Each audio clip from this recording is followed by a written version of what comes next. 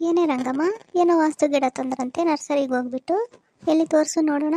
ಎಲ್ಲರೂ ನಿನ್ನ ಬಗ್ಗೆನೇ ಮಾತಾಡ್ತಿದ್ದಾರೆ. ಆ ಪಾರ್ವತಮ್ಮ ಅವರು, ಸುಶೀಲಮ್ಮ ಅವರು ಎಲ್ಲರೂ ರಂಗಮ್ಮ ಏನೋ ವಾಸ್ತು ಗಿಡ ತಂದ್ಲು ಅಂತ.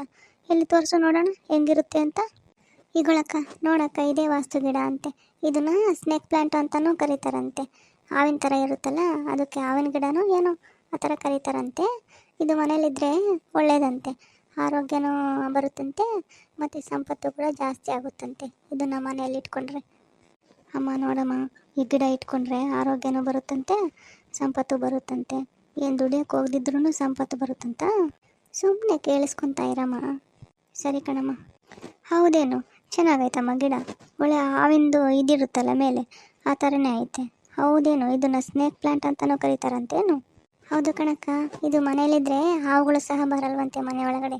ಇದು ಆಮ್ಲಜನಕ ಎಲ್ಲ ಚೆನ್ನಾಗಿ, ಅಂದರೆ ಒಳ್ಳೆಯ ಗಾಳಿ ಶುದ್ಧಿ ಮಾಡುತ್ತಂತೆ ಮನೆಯಲ್ಲಿ. ಹೌದೇನು, ಮತ್ತು ನಮಗೊಂದು ಬೇಕಾಗಿತ್ತಮ್ಮ. ತರೋಕ್ಕಾಗಲ್ವ ಇನ್ನೊಂದು? ಯಾಕೆ ಹೇಳಿದರೆ ತರ್ತಿದ್ವಿ. ನೀವು ಹೋಗೋದು ನಮ್ಗೆ ಗೊತ್ತೇ ಇಲ್ಲ, ನಾವೇ ಹಂಗೆ ಹೇಳೋಣ? ಯಾರಿಗೂ ಹೇಳೋಗಿಲ್ಲ ಕಣಕ್ಕ ನಾವು ಹೋಗಿ ತರ್ತೀವಿ ಅಂತ. ಎಲ್ಲರಿಗೂ ಹೇಳ್ಬಿಟ್ಟು ಹೋಗ್ಬೇಕಾಗಿತ್ತೇನು? ಹಂಗಲ್ಲ ಕಣಮ್ಮ, ಹೇಳಿದರೆ ನಮಗೂ ಒಂದು ತಗೊಂಬ ಅಂತ ದುಡ್ಡು ಕೊಡ್ತಿದ್ವಿ ತರೋದಕ್ಕೆ ಅಂತ. ಇಲ್ಲಿ ರಂಗೊಂದು ಅಕ್ಕ ಏನೋ ವಾಸ್ತು ಗಿಡ ತಂದ್ರಂತೆ ನಿಮ್ದಕ್ಕೆ. ಹೌದು ಕಣೆ, ನೋಡು ಜನ, ವಾಸ್ತು ಗಿಡ ಇದೆ ನೋಡು, ಚೆನ್ನಾಗಿ ಐತಮ್ಮ. ಇದೇ ಗಿಡ ನೋಡು, ನನ್ನ ತಮ್ಮ ಬೆಂಗಳೂರಲ್ಲಿದ್ದಾನಲ್ಲ, ಅವರು ಇಟ್ಕೊಂಡಿದ್ದಾರಂತೆ ಮನೆ ಒಳಗಡೆನೆ. ಯಾರೋ ಕೊಟ್ಟಿದ್ರಂತೆ ಪಕ್ಕದ ಮನೆಯವರು ಇಟ್ಕೊಳ್ಳಿ ಅಂತ. ಅದು ಇಟ್ಕೊಂಡಿದ್ದಾರಂತೆ. ಮನೆ ಒಳಗಡೆನೂ ಬೆಳೆಸ್ಬೋದಂತೆ, ಇದನ್ನು ಮನೆ ಹೊರಗಡೆನೂ ಬೆಳೆಸ್ಬೋದಂತೆ. ನೀರು ಸಹ ಏನು ಹೆಚ್ಚಿಗೆ ಬೇಕಾಗಿಲ್ವಂತೆ ಇದಕ್ಕೆ. ಸ್ವಲ್ಪ ನೀರು ಹಾಕಿದ್ರೆ ಸಾಕಂತೆ. ಬೆಳಕು ಏನು ಬೆಳಕಿರೋ ಜಾಗದಲ್ಲೂ ಇಟ್ಕೋಬೋದಂತೆ, ಬಿಸಿಲಲ್ಲೂ ಇಟ್ಕೋಬೋದಂತೆ, ಒಳಗಡೆನೂ ಇಟ್ಕೋಬೋದಂತೆ, ಹೊರಗಡೆನೂ ಇಟ್ಕೋಬೋದಂತೆ. ಬಿಸಿಲು ಏನು ಜಾಸ್ತಿ ಬೇಕು ಅನ್ನೋದೇನು ಇಲ್ವಂತೆ ಈ ಗಿಡಕ್ಕೆ. ಮನೆ ಒಳಗಡೆನೂ ಇಟ್ಕೋಬೋದಂತೆ, ಏನಾಗಲ್ವಂತೆ.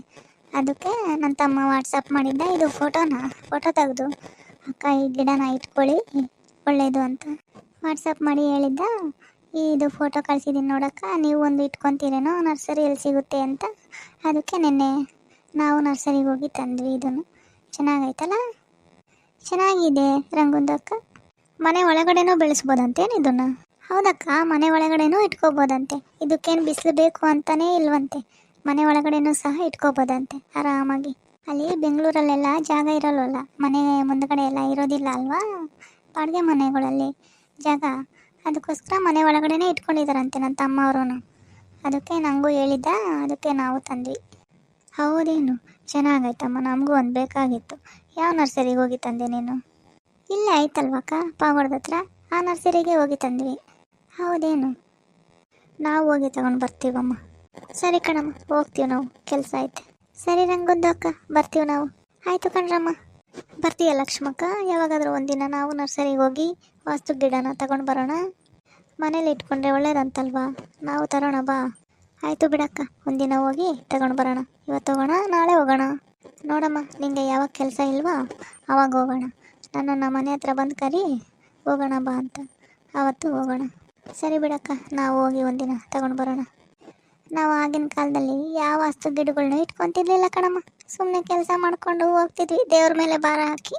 ಈಗಿನ ಜನಗಳು ಏನು ವಾಸ್ತು ಗಿಡ ಅಂತೆ, ಅದಂತೆ ಇದಂತೆ ಎಲ್ಲ ತಂದಿಟ್ಕೊತಾರೆ.